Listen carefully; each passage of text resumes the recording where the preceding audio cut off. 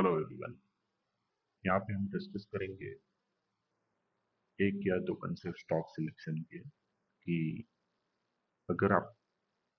और कुछ भी नहीं करते और ये चीज दोनों फॉलो करते हैं तो भी आप स्टॉक सिलेक्शन कर सकते हो, क्योंकि इसके अंदर आपको कोई एक्सेल शीट नहीं बनानी है, अदरवाइज कोई डेटा ट्रैक नहीं करना है, आपके पास सिर्फ चार्ट है तो आप ये सब कुछ कर सकते हैं। जैसे कभी ये चार्ट आप देख रहे हो तो इसके अंदर एक स्टॉक सिलेक्शन है कि आप झिकझैक से देख सकते हैं। अभी लास्ट वीडियो में हमने डिस्कस किया था कि अप जिगजैग कैसे होती है, डाउन जिगजैग कैसे होती है। तो उस पे से भी आप स्टॉक सिलेक्शन कर सकते हो। जैसे कि आपने पर्टिकुलर देखा कि ये एक हाई बना हुआ था, तो उसको यहाँ से ड्रॉ किया तो यहाँ तक सेलिंग, फिर यहाँ से बाइंग आया तो फिर यहाँ तक यहाँ तक गया और यहाँ से सेलिंग आया तो ये लो ब्रेक कर दिया, तो हमको पता चला कि अब ये डाउन लेग बन रहा है। अभी ये डाउन लेग बन रहा है तो इसके अंदर क्या होना चाहिए? तो डाउन लेग के अंदर हम एक्सपेक्ट करेंगे कि डाउन लोग ऐसा होता है कि भाई यहाँ से प्राइस गिरा, यहाँ तक आया, यहाँ तक ऊपर गया, फिर नया लो बनाया और फिर यहाँ से ऊपर गया और यहाँ पे फिर नया लो बनाया। तो अभी क्या हुआ कि ये हर बार प्राइस गिर रहा था तो यहाँ से गिरा था तो ये रेजिस्टेंस था, ये भी रेजिस्टेंस था, क्योंकि ये प्राइस इसके ऊपर नहीं जा पाया तो ये यहाँ पे रेजिस्टेंस बन गया और उसने जो लो बनाया था जहां से बाइंग आया था उसका लो भी ब्रेक कर दिया। तो हम एक्सपेक्ट करेंगे कि ये ट्रेंड भी कंटिन्यू होना चाहिए। तो अभी क्या हुआ, ये प्राइस ऊपर जाएगा तो हमको पता है कि यहाँ से शॉर्टिंग हुआ है तो मतलब ये रेजिस्टेंस एरिया, तो यहाँ से ये प्राइस इसके ऊपर नहीं जाएगी और यहाँ से फिर गिर जाएगी। तो हम क्या एक्सपेक्ट करेंगे कि ये रेजिस्टेंस एरिया है तो रेजिस्टेंस एरिया में जाएगी तो उसको रेजिस्टेंस मिलेगा और प्राइस नीचे गिर जाएगी, तो इसका लो ब्रेक कर देगी, तो हम यही एक्सपेक्ट करेंगे। तो ये प्राइस रेजिस्टेंस में जाएगी तो उसको भी हम स्टॉक सिलेक्शन में रख सकते हैं, क्योंकि हमको पता है कि ये रेजिस्टेंस था तो उसके बाद रेजिस्टेंस यहाँ पे बना, फिर रेजिस्टेंस कब बना कि इसने ये लो बना था, ये लो ब्रेक कर दिया, तब हमको पता चला कि ये रेजिस्टेंस है। अभी वापस ऊपर गया है तो वो भी उसके ऊपर नहीं जाएगा क्योंकि वो रेजिस्टेंस लेके फिर नया लो बन जाएगा। तो हम ऐसे स्टॉक सिलेक्शन कर सकते हैं। तो अभी जैसे कि हम अभी देख रहे हैं यहाँ पे कि ये एक जिगजैग बना,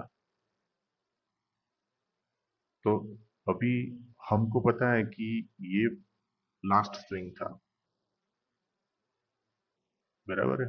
तो ये लास्ट स्विंग था तो इसका हाई ब्रेक हुआ है कि लो ब्रेक हुआ? तो लो ब्रेक हुआ, मतलब इसके अंदर शॉर्टिंग हो रही है, तो मतलब यहाँ पे डाउन ट्रेंड में है। अभी इसके बाद क्या हुआ कि ये स्विंग बना था तो यहाँ पे लो ब्रेक हो गया, तो मतलब यहाँ से शॉर्ट हुआ, ये स्विंग था तो उसको, ये स्विंग को ये नीचे ब्रेक कर रहा है, मतलब ये शॉर्टिंग हुई थी उसके बाद यहाँ पे शॉर्टिंग हुई, ये जगह पे, ये जगह पे, यहाँ पे पहले हुई थी, यहाँ पे बाद में हुई, तो ये शॉर्टिंग हुई तो हमको पता चला कि ये प्राइस नीचे मूव कर रहा है। तो अभी प्राइस वापिस अंदर जाएगा तो हमको इसको क्या एक्सपेक्ट करना है कि ये रेजिस्टेंस एरिया में जाएगा तो उसको सेलिंग मिलेगा और वापस प्राइस नीचे आएगा। तो ये भी एक स्टॉक सिलेक्शन का मेथड है कि अगर ये प्राइस यहाँ पे जा रही है तो ये रेजिस्टेंस एरिया है, तो ये ऑब्वियस है कि रेजिस्टेंस में जाएगी तो उसको रेजिस्टेंस मिलेगा और रेजिस्टेंस से प्राइस गिरने की कोशिश करे। तो ये भी एक स्टॉक सिलेक्शन मेथड है कि ये ट्रेंड एस्टेब्लिश हो गया है, अभी अभी ये वापस ऊपर जाएगा तो आपको ये स्टॉक आपके लिस्ट में रखना है कि रेजिस्टेंस एरिया में जाता है तो क्या उसको रेजिस्टेंस मिलता है, तो रेजिस्टेंस मिला तो मतलब वो प्राइस वहां पे गया तो वो रिजेक्ट होकर गिर गया, फिर वापस गिर गया, वापस गिर गया। तो ये, इसको भी ऐसे भी आप स्टॉक सिलेक्शन कर सकते हो। तो अभी क्या है कि आपको एक चीज क्या पता चली कि रेजिस्टेंस एरिया में जाके उसको रेजिस्टेंस मिलेगा तो प्राइस कहाँ तक जाएगा, तो प्राइस आपको पता है कि इसके लो के नीचे जाने वाला है, बराबर है, क्योंकि उसने ट्रेंड पहले एस्टेब्लिश कर दिया है और ये उसके ऊपर नहीं गई, वो एक कंफर्मेशन है कि प्राइस अभी भी डाउन ट्रेंड कंटिन्यू करना चाहता है। अभी ये प्राइस डाउन ट्रेंड कंटिन्यू करना चाहता है तो प्राइस इसके नीचे जाएगी, तो हमको स्टॉक एवरीडे फॉलो करना है। समझो कि ये अभी यहाँ से गिरेगा यहाँ तक आएगा, तो ये एक ही दिन में तो गिर नहीं जाएगा, एक ही दिन में गिर जाएगा तो अपने कुछ काम का ही नहीं है। तो उसको वन बाय वन आपको फॉलो करना है, मतलब उसको आप एवरीडे ट्रेड कर सकते हो, पर आपको इसका परफेक्ट टेक्निक पता होना चाहिए कि कहाँ से कहाँ क्या हो रहा है रेजिस्टेंस एरिया। अभी समझो कि ये रेजिस्टेंस एरिया में गया, तो रेजिस्टेंस एरिया में आप कंफर्मेशन कैसे पता चलेगा, प्राइस गिर रही है वो कैसा पता चलेगा, प्राइस को आप 5 मिनट में देखोगे तो पता नहीं चलेगा कि वो गिर रही है, आपको पहले बड़ी टाइम फ्रेम में देखना पड़ेगा। आप सोचो ये प्राइस है, रेजिस्टेंस को टकराए, तो इसको यहाँ तक जाना है तो क्या करेगी प्राइस, एक एक दिन के जो रेंजेस होंगे वो उसको छोड़ छोड़ के प्राइस जाएगी, तभी तो गिरेगी। क्योंकि प्राइस एक ही जगह पे खड़ी रहेगी तो आपको कैसे पता चलेगा कि वो गिर रही है, वो तो पता ही नहीं चलेगा। अभी सिंपल है कि देखो ये रेजिस्टेंस पे टकरा है, आप इसका कॉमन सिंपल लगाओ लॉजिक, ये इसका लो था, इसको लो को ब्रेक करके यहाँ पे नीचे क्लोज कर दिया, अभी इसका लो यहाँ पे है, तो आप देखो ये इसका लो भी ब्रेक करके यहीं पे क्लोज कर, मतलब प्राइस एक एक रेंज को छोड़ के जा रही है ना। तो आपको ये भी एक स्टॉक सिलेक्शन का मेथड है कि ये प्राइस गिरती गिरती जा रही है, बराबर है, तो अभी आपको यहाँ पे आओगे तो आपको प्राइस ब्रेकआउट करती हुई नहीं दिखेगी, मतलब एक रेंज को छोड़ के नहीं जा रही, मतलब ये भी एक स्टॉक सिलेक्शन का मेथड है। क्योंकि स्टॉक सिलेक्शन का मेथड कैसे पता चला, ये प्राइस रेंज छोड़ छोड़ के जा रही है, मतलब आपको पता है कि इसके नीचे जाने, अभी ये प्राइस यहाँ पे आके रुक गई, अभी रुक गई तो आपको कैसे पता चला कि ये रुक गई, क्योंकि ये ब्रेकआउट नहीं कर रही है, ब्रेकआउट नहीं कर रही इसका मतलब ऐसा है कि प्राइस यहाँ पे रुकने की कोशिश कर रही है, तो मतलब इसके नीचे कुछ ना कुछ फोर्सेस लगी है, इसकी वजह से प्राइस रुकी हुई है ना। अभी आपको पता चला कि ये यहाँ पे रुकेगी तो उसका रेजिस्टेंस तो ये एरिया है, अभी प्राइस यहाँ तक जा सकती है, बराबर, पर यहाँ तक जाने के लिए उसको क्या करना पड़ेगा कि उसको बाकी सब कंफर्मेशन देने पड़ेंगे, जो देखते हैं कि भाई ये प्राइस यहाँ पे रुकी है, तो अभी ये प्राइस रुकी है तो इसका बिहेवियर ऊपर का होना चाहिए ना, तो वो नहीं होता है और प्राइस वापस नीचे आ जाती है, तो आपको ये पता चलेगा कि ये वापस जो अपना ट्रेंड था डाउन वो कंटिन्यू कर रही है। पर इस सब में आपका मोस्ट इम्पोर्टेंट स्टॉक सिलेक्शन में एक माइंडसेट क्लियर होना चाहिए कि आपने रेजिस्टेंस से रेजिस्टेंस लिया हुआ है और आपको ये स्टॉक गिर रहा है, तो आपको जो आप सोच रहे हो कि मैं कौन सी साइड ट्रेड करूंगा, तो आपका माइंडसेट ये क्लियर होना चाहिए कि मैं डाउन साइड ट्रेड करूंगा। इसके अंदर बाई साइड भी ट्रेड कर सकते हैं, पर उसके लिए आपको ड्यूअल माइंडसेट क्लियर होना चाहिए कि अगर मैं बाई साइड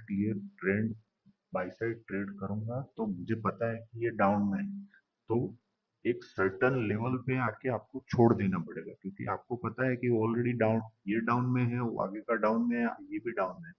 तो वो सर्टन लेवल पे छोड़ देना पड़ेगा, क्योंकि ये इमीडिएटली बुलिश नहीं हो सकता, क्योंकि ये ऑलरेडी ट्रेंड एस्टेब्लिश कर चुका है। तो ऐसे भी स्टॉक सिलेक्शन कर सकते हैं, जैसे ये प्राइस रुकी, अभी आप नॉर्मली देखोगे तो आपको पता नहीं चलेगा, पर ये लाइन इतनी इंपॉर्टेंट है कि आपको पहली बार प्राइस यहाँ पे रुकी थी, बराबर है, तो आपको पता चला कि यहाँ पे कोई ना कोई फोर्सेस होंगी, तभी तो ये स्टॉक रुका होगा। अभी आप देखो ये रुकी, फिर इसके बाद यहाँ से सेलिंग स्टार्ट हुआ, समझो कि ये शॉर्टिंग हुई, तो आप देखो फिर यहाँ तक गिरा, फिर वापिस यहाँ पे गया, तो यहाँ पे वापिस रिजेक्ट होके यहाँ तक गिरा, तो ये भी स्टॉक सिलेक्शन है, क्योंकि देखो आपको ये यहाँ से रिजेक्शन लिया तो यहाँ तक गिरा, तो फिर ये लो तोड़ देता ना, तो ये लो उसने नहीं ब्रेक किया, फिर वापिस ये लाइन पे गया, आप देखो कि फिर वापिस ये लाइन पे टकराया, तो फिर कहाँ तक गिरा, यहाँ तक गिरा, फिर वापिस देखो फिर ये लाइन तक गया तो फिर कहाँ तक गिरा, यहाँ तक गिरा, फिर देखो वापिस यहाँ पे फिर से ये लाइन पे गया, ये लाइन पे टकराया तो फिर कहाँ तक गिरा, यहाँ पे गिरा, फिर बाद में क्या हुआ, वो प्राइस का ब्रेकआउट हो गया, क्योंकि ये सब शॉर्ट पोजीशन बन बिल्ड हो रही थी ना। तो ये भी स्टॉक सिलेक्शन है, मतलब स्टॉक सिलेक्शन का मतलब कैसा होता है कि सब लोग सोचते हैं कि स्टॉक सिलेक्शन मतलब एंड ऑफ द डे मुझे एक स्टॉक मिल जाए, वो कल मैं सुबह जाके उसको ट्रेड कर दूं, और मतलब आप सोचो ना, स्टॉक सिलेक्शन के बाद सब कुछ नहीं हो जाता। स्टॉक सिलेक्शन मतलब ये एक मेथड ऐसा है कि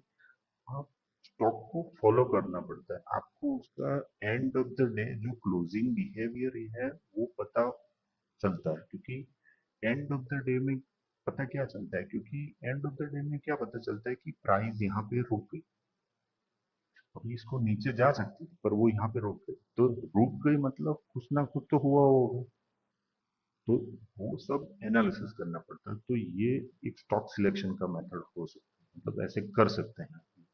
क्योंकि ये समझो कि यहाँ पे आप ऐसा देख रहे हो कि स्टॉक सिलेक्शन मेथड कर रहे हो बरा, तो ये स्टॉक सिलेक्ट करते समय आपको ये भी पता होना चाहिए कि ये डाउन ट्रेंड आ रहा था, ये डाउन ट्रेंड आ रहा था, ये डाउन ट्रेंड। तो आपको स्टॉक सिलेक्शन का पता है कि अभी ये यहाँ से रिजेक्ट हो, यहाँ पे शॉर्टिंग हो रहा है बरा, तो अभी ये प्राइस को तो एक्चुअली गिरना चाहिए था ना यहाँ पे इसके नीचे, तो वो नहीं गिरी, तो मतलब यहाँ पे शॉर्ट